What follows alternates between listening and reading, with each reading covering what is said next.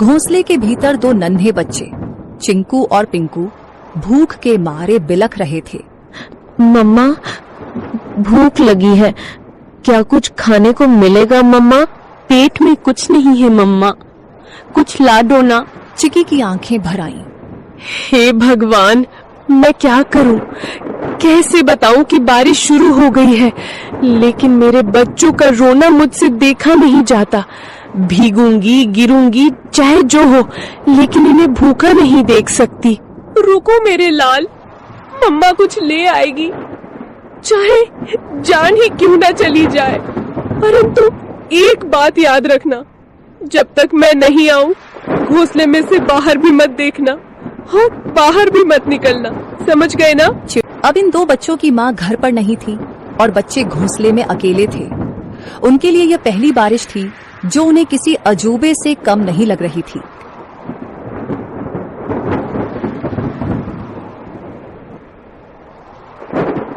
चिंकू बार बार गर्दन बाहर निकालकर देख रहा था। अरे ओ पिंकू, सुन रे, ये क्या चीज ऊपर से टपक टपक गिर रही है? कोई रो रहा है क्या? पिंकू घोंसले के कोने में दुबक कर बैठा था। अबे मूर्ख, रोने की आवाज नहीं है ये, बारिश है बारिश, आसमान बरस रहा है। पर ये आवाज कितनी डरावनी है, और पानी, इतना सारा पानी कहाँ से आता है रे? मत देख बाहर, मम्मा ने कहा था बिजली चमकी तो घोंसले समेत भस्म हो जाओगे। चिंकू सहम गया। हवा के साथ पानी की बौछारें घोंसले तक पहुंचने लगी थी। दोनों भीगने लगे। मम्मा कब आएगी पिंकू? भूख लग रही है यार, और डर भी। पिंकू कुछ नहीं बोला, उसकी आंखों में चिंता थी। मम्मा ने कहा था कि अगर मैं देर से लौटूं तो घबराना मत, चुपचाप बैठे रहना, डर से बड़ा कोई शिकारी नहीं होता। चिड़िया खाना लेने के लिए चली जाती है। चिकी चिड़िया को जंगल में कुछ गेहूं मिले। उसने वो गेहूं को अपनी पतली टांगों से पकड़ा और तेज बारिश में फिर से बच्चों के पास लौटने की ठान ली। बारिश और हवा में अपना जोर दिखाना शुरू कर दिया था। उसे ना चाहते हुए भी एक पेड़ की डाल पर बैठना पड़ा। हे राम, बच्चे अकेले हैं, घोंसला खुला है और ये बारिश बढ़ती ही जा रही है। यदि बारिश थोड़ी सी भी कम हो तो मैं सीधी दौड़ती हुई उड़कर अपने बच्चों के पास पहुंच जाऊंगी। तभी बगल की डाली पर टोनी तोता फुर्र से आकर बैठा। अरे टुनी बहन, तू यहाँ क्या कर रही है इस तूफानी बारिश में? तुम्हें होश भी है कि बच्चे अकेले हैं? टोनी भाई, क्या करूं, उड़ नहीं पा रही, पंख गीले हो गए हैं। बहन, कल की बात बताऊं, मैं कबूतर बहन के घोंसले के पास से जा रहा था। क्या हुआ वहाँ?